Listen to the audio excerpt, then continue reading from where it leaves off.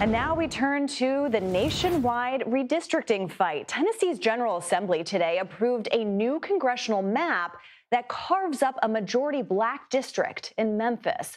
Here's what some of the protests that broke out of the state capitol looks like. Louisiana and Alabama are also working to redraw their maps after the Supreme Court ruling that weakened the Voting Rights Act. Our Ed O'Keefe has made his way to Montgomery, Alabama. Ed, great to see you. I want to talk about Alabama in a second. That's where you are. But can you walk us through quickly what we saw in Tennessee today?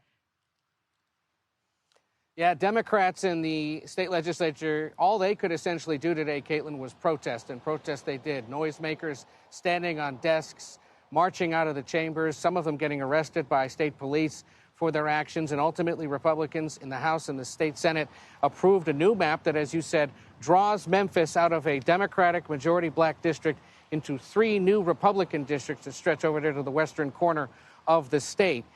Tennessee moving just days after the Supreme Court ruled that the Voting Rights Act can be interpreted in different ways now and account less for race. And so now all eyes turn down here to Louisiana and here in Alabama, where last night legislators, in essence, started the process of redrawing their map. The issue here is they have to wait for explicit permission from the Supreme Court because of a separate case that established the state's current congressional map that has 2 Democratic seats that encompass mostly black areas of this state. And we spoke with the state attorney general, Steve Marshall, Republican, who is also running for the U.S. Senate, about his attempts to convince federal courts to let Alabama redraw. Here's part of our conversation. Did the White House put you up to this? We've not talked to the White House. So you've not gotten any call from the president? I've not talked to the president, nor have I talked to anybody from the White House. What is the biggest misperception of all of this, in your view, either here in the state or from the outside looking in? That somehow or another Alabama should be treated differently. And again, if you look at our numbers and you see the progress that's been made in our state, we are viewed from a lens of black and white, as opposed to most states being viewed from a red or a blue.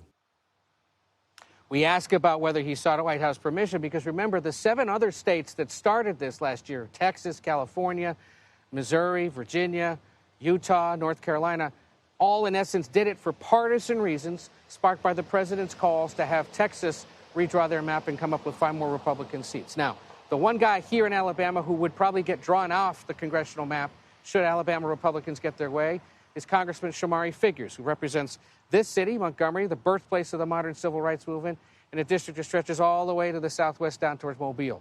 We talked to him about what this would mean for him and his district.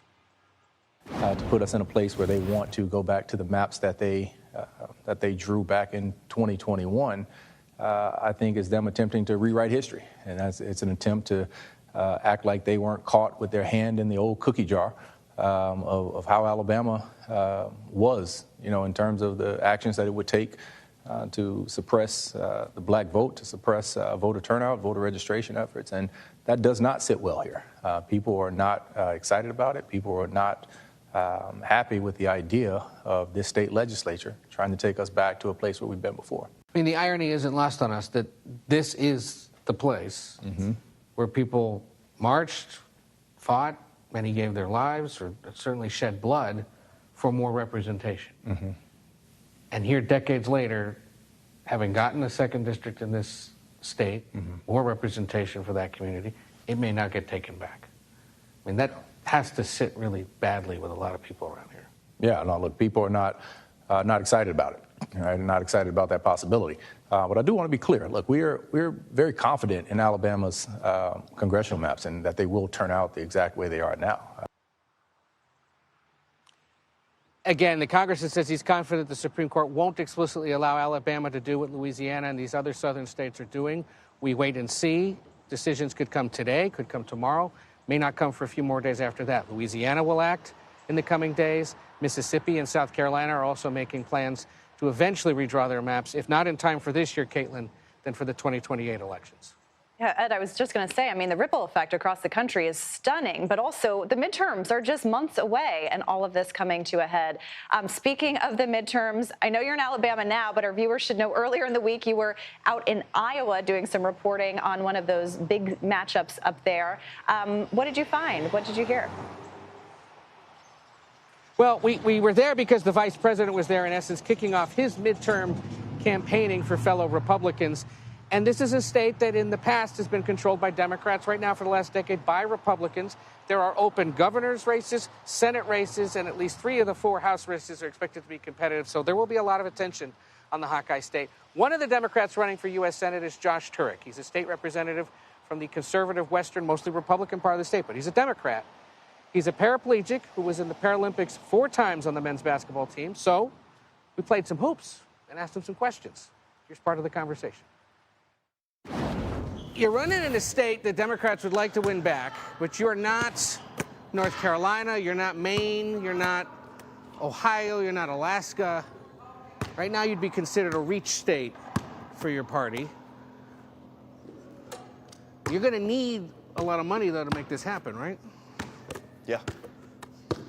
You're not wrong on these. However, I'll disagree on the reach. I think Iowa's absolutely in play. I think the polling indicates that as well. Rob Sandlin. Why is it taking everyone so long to realize that, then? Iowa flies under the radar. You look at a state that Republicans have won for the last decade.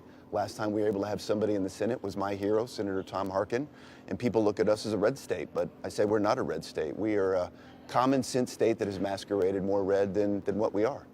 30 years we elect Senator Harkin. We're a state that twice voted for Obama, 3 times for Trump, got more Obama-Trump counties than any other state in the union.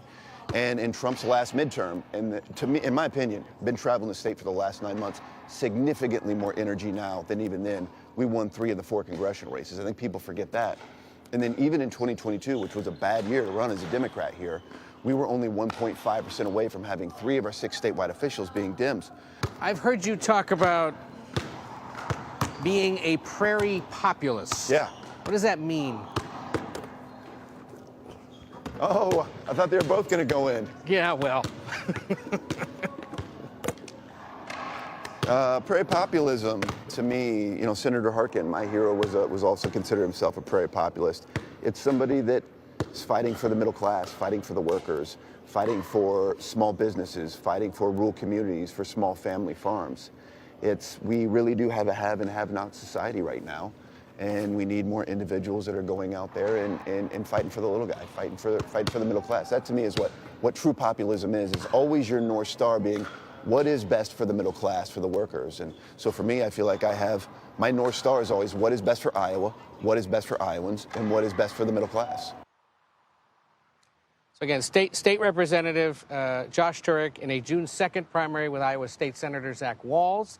Good example of what it means to be a Democrat in 2026, how to win a race. We'll be tracking this one, Caitlin. But as you know well, observers believe Iowa could very well become one of the more competitive Senate races and help determine the balance of power in the Senate after November. All right, Ed O'Keefe, thank you for your reporting. It was notable you didn't have the camera right on your shot there. So had he not outed you for not making it, we would never have known. Good job, my friend. A few were made. Not all of them. Okay, I'll take your word for it, but we'll have to roll the tape on that one. All right, don't give up your day job. We'll see you soon.